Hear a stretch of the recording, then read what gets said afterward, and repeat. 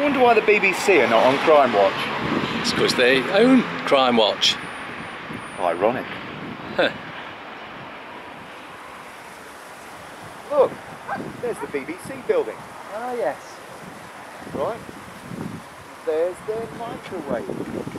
Ah. Radiation, anyone? BBC. In Nottingham. And here, look, we're on private property. Valid permit holders only, and we're going to be fined not £1,000, it's £100. Okay then. Let's talk about the BBC.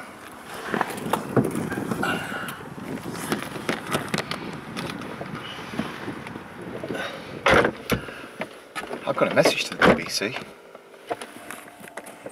I'd like to say, I'm actually quite flattered, aren't you? That the BBC have been watching our videos. Yes, it's great.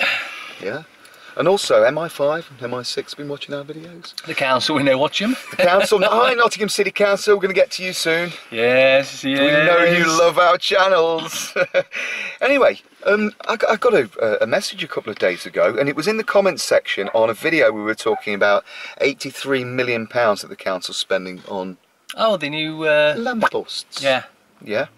And it's a woman called Laura Foster, and she works for BBC, which is the building just behind us on London Road in Nottingham. Just behind. Right, and basically she says that the BBC in Nottingham are making a documentary and a discussion about street lampposts and how much they cost. And would we be prepared to let them use some of our video film and an audio? The BBC want to use some of our footage. Yeah. Alright.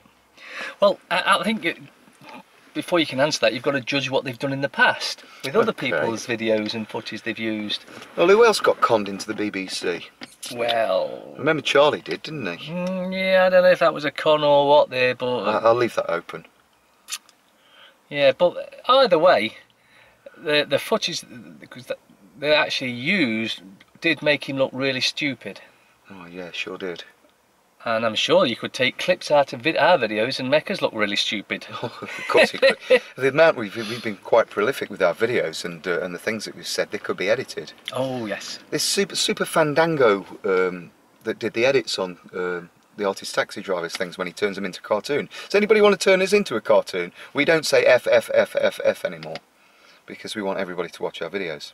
Anyway, still talking about the BBC. So, the BBC's history of child sex abuse and things, we really don't want to talk to you, BBC. We don't want them to use our audio or our videos, do we? No, because they'll just make it worse as worse as they can. That's all they do. Even if you're going to offer us some money, we're not interested. We've also been contacted by Channel 4, and this one's been contacted by Channel 4, and a message Channel 4, we're not interested in making any documentary with you. So the BBC, no, we do not allow you to use any of our video or audio, and we certainly wouldn't want to talk to an organisation associated with child rape allegations and paedophilia, and especially with previous presenters, that have all been arrested for... And modern ones that we don't know about yet. Well, some don't know about yet. Yeah.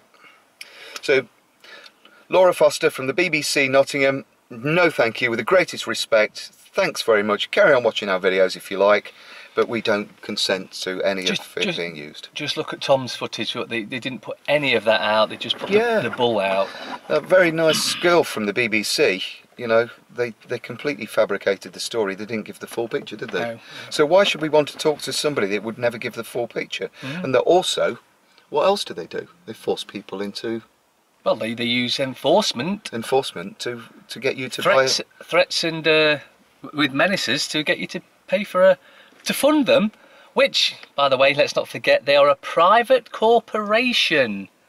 British Broadcasting Corporation, the name's in the title, so why would any members of the this particular area of land want to give money to a private corporation, especially when they're apparently by some sort of fake law, legislation, you're supposed to. Well, I think if you go back to Tom's, we asked everyone how many people, how many had got a TV licence, and nobody put their hands up. We asked how many hadn't, everyone's hand went up. Why should we want to talk to a terrorist organisation Yes. that fiddles around with children? Let's not forget the footage of 9/11 where Jane Stanley was telling everybody 20 minutes before it happened that World Trade Center 7 was going to, had already collapsed, and also known as the Solomon Brothers building, due to failures in the structure. Yes, yeah. 20 minutes before it really collapsed. No. That's prior knowledge. Oh, it was. Oh, somebody just. I think she said, "Oh, the press release just got released early." How did they know it was going to collapse? Yeah, Laura Foster of the BBC. Why don't you do a documentary on Building 7? And how come that the BBC reported it falling down and being demolished 20 minutes before it went down, eh? No, we don't want to speak to the BBC. You can carry on watching our videos. We love you very much. We love you all. It doesn't really matter. Even the BBC, even those that have been rather naughty, but only because they're all our fellow. So BBC, could you actually report the real news and what's really going on, like what happened with Tom Crawford and what happened with 911? 7/7. Yeah. You name it. So we don't allow you to use our videos, and if you do, we will sue the organisation.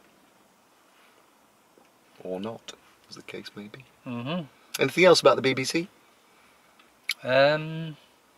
Big black cock. I think everyone knows about them, don't they? Yeah. Yeah. Thanks everyone. We love you very much. And don't be using our videos, okay?